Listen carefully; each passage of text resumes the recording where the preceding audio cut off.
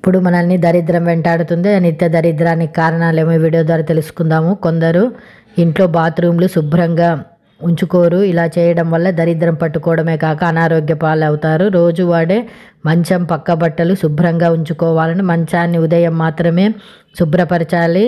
సాయంకాలం ఎటువంటి పరిస్థితుల్లో మంచం శుభ్రపరచకూడదు. కొందరు తాము తినగలిగిన దానికంటే ఎక్కువ పెట్టుకొని వదిలేస్తుంటారు. ఇలా చేయడం వల్ల ఎప్పుడూ పేదవారిలాగానే ఉంటారు. తిన్న తర్వాత ప్లేట్ అలాగే ఉంచకూడదు. వెంటనే కడగకపోతే అసలు మంచిది కాదంట. ఉమ్మును ఎక్కడ పడితే అక్కడ ఊయడం వల్ల లక్ష్మీదేవి ఇంట్లోకి రాకుండా వెళ్ళిపోతుంది.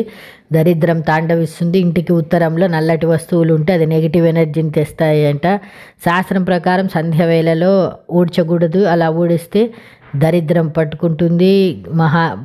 మద్యపానీయాలు ఇంట్లో పెట్టుకోకూడదు. ఇలా చేయడం వల్ల లక్ష్మీదేవి ఇంట్లో నుంచి వెళ్ళిపోతుంది. బయట నుండి ఏ విధంగానే డబ్బులు వస్తే మీ భార్య చేతికిచ్చి అవసరాన్ని బట్టి మళ్ళీ తీసుకోండి. ఈ విషయంలో ఎందుకు, ఏమిటి, ఎక్కడ అని భార్యలో అడగకూడదు. భర్త బయటికి వెళ్ళే ముందు పొరపాటును కూడా ఎక్కడికి, ఎందుకు, ఎప్పుడు వస్తారని అడగకూడదు. అలా అడిగితే వెళ్ళే పనిలో ఆటంకం ఏర్పడుతుంది. వయసులో ఉన్న ఆడపిల్లలు ఖచ్చితంగా బొట్టు గాజులు ధరించండి. దీనివల్ల పెళ్లి తర్వాత మంచి గౌరవప్రదమైనటువంటి కుటుంబము లభిస్తుంది. ఈ వీడియో నచ్చితే తప్పకుండా లైక్ చేయండి, షేర్ చేయండి, సబ్స్క్రైబ్ చేయడం మాత్రం